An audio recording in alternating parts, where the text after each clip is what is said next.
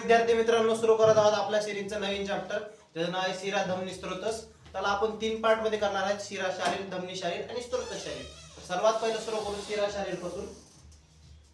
शिरा शारीर, शिराची व्याख्या काय सांगितलेली आहे? सरनाथ शिरा सांगितलेली आहे. काय सांगितलेलं आहे? सरनाथ शिरा म्हणजे ज्याद्वारे शरीरात वहन होतं किंवा सरण होतं त्याला काय म्हणतो आपण? शिरा म्हणतो. काय सांगितलेलं आहे? सरनाथ शिरा सांगितलेलं आहे. ज्याद्वारे सरण किंवा वहन चालू असते त्याला काय म्हणतो आपण? शिरा म्हणतो. सरनाथ शिरा ज्याद्वारे शरीरात सरण किंवा वहन, वहन म्हणजे काय? वाहतूक. काय? वाहतूक म्हणजे आपण काय म्हणतो? ज्याद्वारे शरीरात काय वाहतूक चालू असेल, ज्याद्वारे शरीरात काय ट्रान्सपोर्ट चालू असेल त्याला काय म्हणतो आपण? शिरा म्हणतो. काय म्हणतो? शिरा म्हणतो. मग शिराची उत्पत्ती आपण स्नायू शारीर मध्ये पाहिलं होतं. मेद धातूवरती वायू आणि अग्नीची प्रक्रिया होऊन त्याचे 2 भाग पडतात, एक खरं भाग आणि एक मृदू भाग. खरं भागापासून काय होतं? स्नायू तयार होतो आणि मृदू भागापासून काय तयार होतो? शिरा. तेच सांगितलेलं इथं. मेद धातूवरती वायू आणि अग्नीची प्रक्रिया होते आणि त्यापासून 2 भाग तयार होते, एक खरं भाग आणि एक मृदू भाग. मृदू भागापासून काय तयार होतं? शिरा तयार होते. काय तयार होतात? शिरा तयार होतात. खरं भागापासून काय तयार होतात? स्नायू तयार होतात. मेद धातूवरती जेव्हा वायू आणि अग्नीची प्रक्रिया होती तर 2 भाग बनतात, एक खरं भाग आणि एक मृदू भाग. खरं भागापासून काय बनतो? स्नायू. आपल्याला काय बनवायचं? शिरा. शिरासाठी कोणता पाक लागतो? मृदू पाक लागतो. कोणता पाक लागतो? मृदू पाक. हे झालं शिराची उत्पत्ती. सगळ्यात पहिला काय सांगितलं? व्याख्या. सरनाथ शिरा ज्याद्वारे शरीरात वहन होतं त्याला काय म्हणतो आपण? शिरा म्हणतो. त्यानंतर उत्पत्ती काय सांगितली? मेद धातूवरती कोणाची वायू आणि अग्नीची प्रक्रिया होते त्याच्यापासून काय होतं? 2 भाग बनतात, खरं भाग आणि मृदू भाग. मृदू भागापासून काय बनतं? शिरा बनते. आता शिराचं उगम स्थान हे सांगितलेलं आहे, नाभी सांगितलेलं आहे. काय सांगितलेलं आहे? नाभी. सुश्रुतांनी काय सांगितलंय? नाभी. पण फक्त हे लक्षात ठेवा, वाग्भटांनी काय सांगितलंय? हृदय सांगितलेलं आहे. कोणी सांगितलंय? हृदय. वाग्भटांनी हृदय आहे. नाभी म्हणजेच आंबेलिकस हे शिराचे काय सांगितलेलं आहे? उगम स्थान सांगितलेले. सर्व शिरा कुठून? तुमच्या आंबेलिकस पासूनच तयार होतात किंवा बाहेर निघतात किंवा उगम होतात हे सांगितलेलं. काय स्थान काय सांगितलेलं आहे? आंबेलिकस सांगितलेलं म्हणजेच नाभी. उत्पत्ती कशी? मेद धातूवरती काय होतं? वायू आणि अग्नीची प्रक्रिया होऊन 2 भाग बनतात, मृदू भागापासून शिरा बनते. व्याख्या काय सांगितलेलं आहे? सरनाथ शिरा ज्याद्वारे शरीरात वहन होतं त्याला काय म्हणतो आपण? शिरा म्हणतो. परत काय सांगितलं? त्याची प्रकार सांगितलेले 4 प्रकार सांगितले. किती प्रकार सांगितलेले आहेत? 4. वात, पित्त, कफ आणि रक्त. वात, पित्त, कफ आणि रक्त. वात, पित्त, कफ आणि रक्त. याला वेगवेगळे नाव दिलेले आहेत. वाताला काय म्हटलं आहे? अरुणा म्हटलं आहे. काय म्हटलं आहे? अरुणा.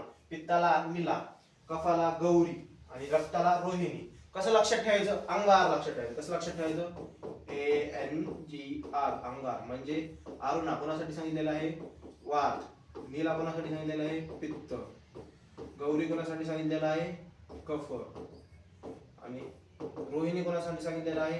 रक्त. कसं लक्षात ठेवायचं? ANGR. किती प्रकार सांगितले? 4. वात, पित्त, कफ आणि रक्त. ANGR अरुणा, नीला, रोहिणी, गौरी. त्याच्यानंतर त्याचे अर्थ बघून घेऊ काय सांगितलेलं आहे ना. किती प्रकार सांगितले? वात, पित्त, कफ आणि रक्त. हे त्याचे नाव काय सांगितले? अरुणा, नीला, गौरी आणि रोहिणी. अरुणा म्हणजे काय? त्याच्यामध्ये वात दोषाचा अधिक आहे म्हणजे वायूने भरलेले जे असतात. नीला म्हणजे काय? त्याच्यामध्ये पित्ताचा अधिक आहे म्हणजे काय? पित्तामुळे ते कशा असतात? उष्ण असतात. नंतर गौरी काय सांगितलेलं? ज्यामध्ये कफाचा अधिक आहे म्हणजे जे कफ म्हणजे कसं? शीत किंवा थंड शिरा असतात. रोहिणी म्हणजे काय? ज्यामध्ये रक्ताचा अधिक्य आहे. ते काय सांगितले? लाल रंगाच्या उष्ण किंवा थंड किंवा शीत उष्ण असतात त्याला काय सांगितलेलं आहे? रक्त म्हणलेलं आहे. रक्त किंवा रोहिणी शिरा म्हणलेला आहे. हे झाले 4 प्रकार. आता शरीरात काही शिरांचा बचाव करण्यास सांगितलेला आहे. त्यांना काय म्हणतो आपण? अवैध शिरा म्हणतो. काय म्हणतो? अवैध शिरा. अवैध शिरा किती सांगितलेले आहेत? 98 सांगितलेले आहेत. किती सांगितलेले आहेत? 98. हा MCQचा पॉइंट आहे. अवैध शिरा किती सांगितलेले आहेत? 98 सांगितलेले आहेत. काय म्हटले आहे बरोबर? शस्त्रकर्म करताना ज्या शिरांना इजा पोहोचू नये म्हणून त्यांचा बचाव करणे अत्यंत आवश्यक असते त्यांना अवैध शिरा म्हणतात. शस्त्रकर्म करताना ज्या शिरांना इजा म्हणजे काय? ठेस पोहोचू नये म्हणून त्यांचा बचाव करणे अत्यंत आवश्यक असते त्यांना अवैध शिरा. किती सांगितलेले आहेत? 98. हा काय झाला? MCQ.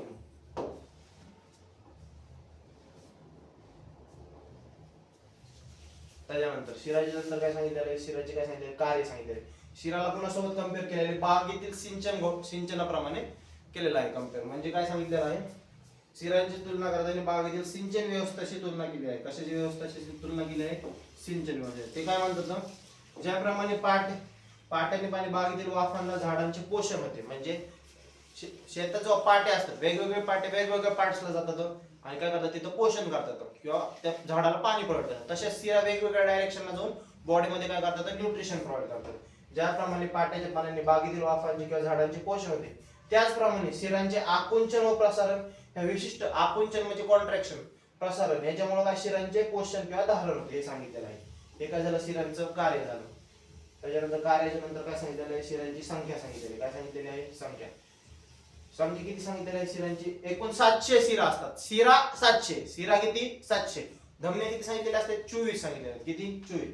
शिरांचे दोन प्रकार पडतात संख्या, एक दोषानुसार आणि शरीरातील अवयवानुसार. अवयवानुसार मध्य कोष्ठ या ठिकाणी. आता दोषानुसार काय, वात पित्त कफ आणि रक्त हे 4 प्रकारचे शिरा आहेत आपल्याला माहिती. प्रत्येकी मूळ शिरा 40 सांगितलेले, 10 10 10 10.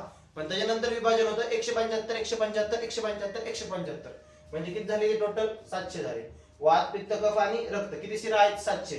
त्याच्यानंतर पुन्हा डिव्हिजन होतं 175 175 175 175, टोटल किती झाले 700 झाले. किती झाले 700. मूळ शिरा एकूण किती असतात, मूळ शिरा एकूण असतात 40. किती असतात 40, म्हणजे 10 into 4 किती 40. त्या प्रत्येक दोषासाठी किती सांगितलेले, 10 सांगितलेले. म्हणजे वात पित्त कफ, वातासाठी 10, पित्तासाठी 10, कफासाठी 10, ह्याच्यासाठी. ह्याचं पुन्हा डिव्हिजन होतं 175 into 4, म्हणजे किती झाले टोटल 700. किती शिरा सांगितलेले आहेत, 700. लक्षात कसं ठेवायचं, सोपं आहे. शिरा म्हणजे किती, शिरा 700, पेशी 500, असं लक्षात ठेवायचं.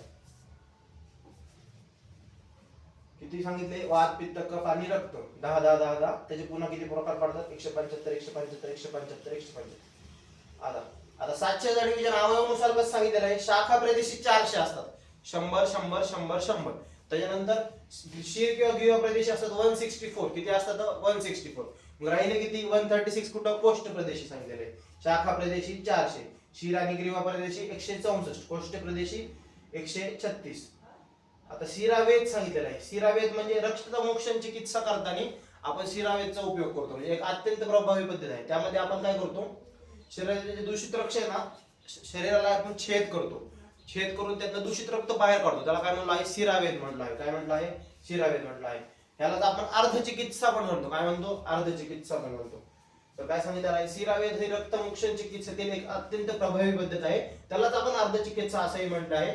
विशिष्ट व्याधींमध्ये दूषित रक्ताला शरीराबाहेर काढण्यासाठी शिराला छेद देण्याच्या प्रक्रियेला काय म्हणतो आपण, शिरावेद म्हणतो. हा झाला तुमचं चॅप्टर. काय काय सांगितलं आहे पुन्हा बघून घ्या. सर्वात पहिले काय सांगितलं, व्याख्या सांगितली. सरनाथ शिरा काय सांगितली, व्याख्या. व्याख्या काय सांगितलेली, सरनाथ ज्याद्वारे शरीरात वहन होते त्याला काय म्हणतो आपण, शिरा म्हणतो. किंवा सरण होते त्याला काय म्हणतो, शिरा. त्याच्यानंतर सांगितली उत्पत्ती. काय सांगितली, उत्पत्ती. मेध धातूवरती जेव्हा वायू आणि अग्नीची प्रक्रिया होते तेव्हा 2 पाक बनतात, खरं पाक आणि मृदू पाक. मृदू पाकापासून शिरा बनतात आणि खरं पाकापासून स्नायू बनतात. नंतर स्थान काय सांगितलेलं आहे, नाभी स्थान सांगितलं. वाघवाट्याने काय सांगितलं, हृदय. प्रकार किती, वात पित्त कफ रक्त, अरुणा नीला गौरी रोहिणी.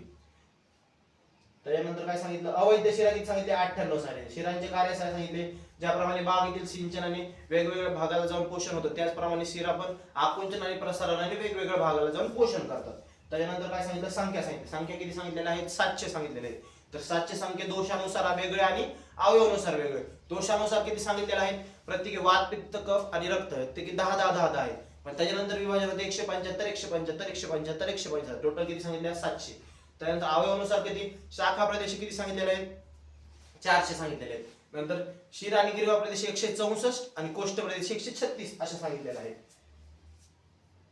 नंतर शिरावेद सांगितलेला आहे, रक्तमोक्षण चिकित्सामध्ये उपयोगी. हा झाला तुमचा शिरा शरीर. त्यानंतर आहे धमनी शरीर आणि स्त्रोत शरीर. हे आपण नेक्स्ट पार्ट मध्ये पाहणार आहोत. तोपर्यंत धन्यवाद.